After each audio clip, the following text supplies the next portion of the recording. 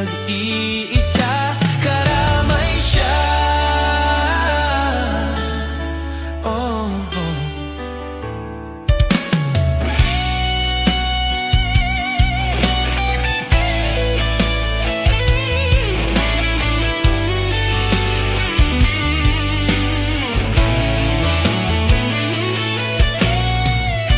Maririnig ang dalangin,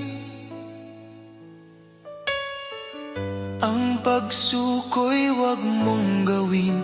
Ang Diyos ay di natutulog, hindi kanya bibigyan.